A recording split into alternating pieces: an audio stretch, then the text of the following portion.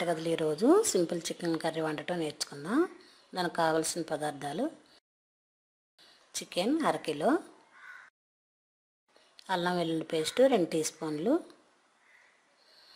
ఉప్పు రుచికి తగినంత, కారం 2 టీ స్పూన్లు, పసుపు 1/2 టీ స్పూన్, లవంగా 1, చెక్క 1, యాలకులు 1, కొద్దిగా ధనియాలు, కొంచెం జీలకర్ర, 1 teaspoon garam masala, 1 teaspoon ధనియాల పొడి, ఉల్లిపాయలు 3 చిన్నగా కట్ చేయాలి,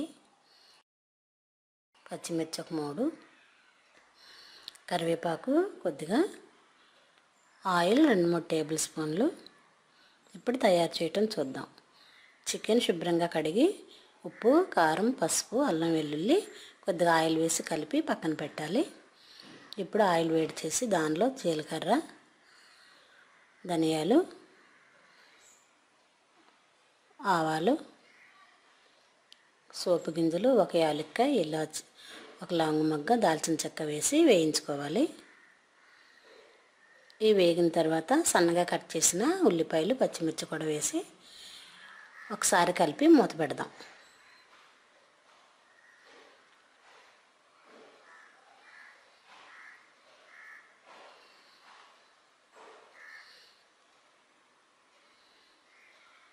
ఇప్పుడు మూత తీసి చూద్దాం. ఉల్లి, పచ్చిమిర్చి ఆయిల్లో వేగాయి కాబట్టి ఇప్పుడు మనం అల్లం వెల్లుల్లి, పసుపు, ఉప్పు, కారం, కొద్దిగా ఆయిల్ కలిపిన ఈ చికెన్ వేసి ఒకసారి కలిపి మూత పెడదాం.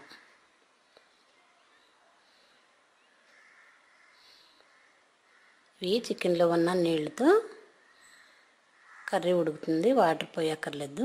ఇప్పుడు మూత పెట్టి ఒక 5 నిమిషాలు కర్రీ వండుకుందాం.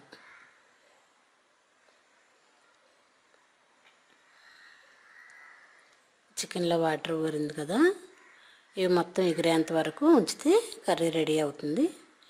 నేను ఒకసారి కలిపి దీనిలో 1 teaspoon garam masala, 1 teaspoon ధనియాల పొడి వేసి బాగా కలిపి మూత పెడదాం. ఒక 2 నిమిషాలు ఉడికితే కూర రెడీ అవుతుంది. ఇప్పుడు బాగా కలిపి మూత పెట్టి స్టవ్ సిమ్లో పెట్టి 2 నిమిషాలు ఉడికించుకుందాం.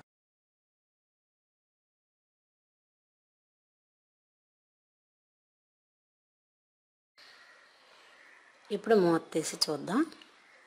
దీనిలో కరివేపాకు వేసి ఒకసారి కలిపి